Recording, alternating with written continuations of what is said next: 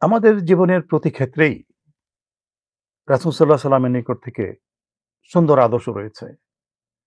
আল্লাহ তাআলা বলেছেন, রাসূলের আদর্শের মধ্যে, তার বাণীর মধ্যে, তার কথার মধ্যে, তার বক্তব্যের মধ্যে, তার উপদেশের মধ্যে তোমাদের জন্য সুন্দর আদর্শ রয়েছে, শান্তির আদর্শ রয়েছে। সমাজে আমরা কিভাবে চলবো? রাসূল সাল্লাল্লাহু আলাইহি সাল্লামের একটা বক্তব্য আমাদের চিন্তা করা দরকার। তিনি বলেছেন, লা ইউমিনু আহাদুকুম হাত্তা ইউহিব্বা লিআখিহি মা ইউহিব্বু লিনাফসিহি।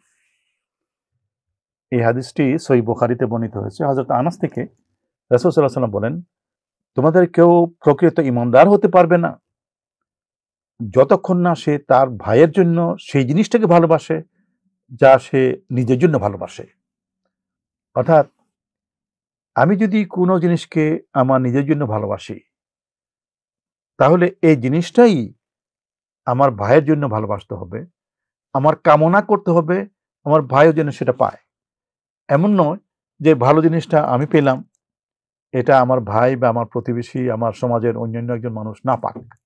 আমি পেয়ে যাই, অন্যরা না পাক। এটা করা যাবে না। আমি যে জিনিসটাকে ভালো মনে করি, আমার জন্য চাই, আমার এটা কামনা করতে হবে যে আমার ভাইয়েরা যেন সেটা পায়।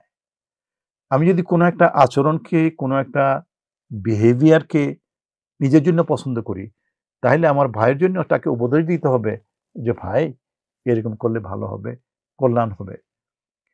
কোনো একটা ব্যাপারে যদি দেখি যে কোনো এক ব্যক্তি কোনো একটা কাজ করতে যাচ্ছে যাতে তার অকল্যাণ রয়েছে, অথচ আমি হলে সে কাজটা করতাম না।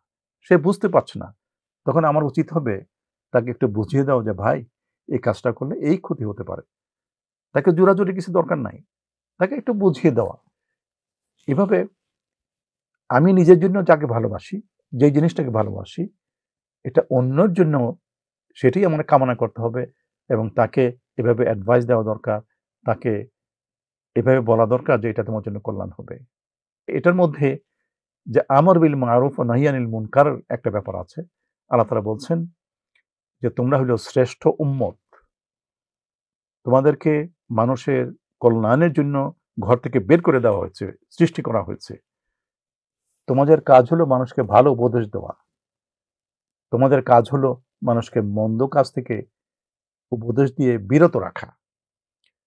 তো আমি যেটাকে আমার জন্য কল্যাণকর মনে করি, অন্যকেও সেদিকে ডাকা, এটাও এই হাদিসের অন্তর্ভুক্ত।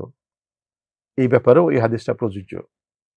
কাজেই আমাদের সবাইকে এই বিষয়টি খেয়াল রাখা দরকার যে আমি নিজের জন্য যা কল্যাণ মনে করি, অন্যের জন্যও তা মনে করি এবং তাকে সেদিকে নিয়ে যাওয়ার জন্য চেষ্টা করি।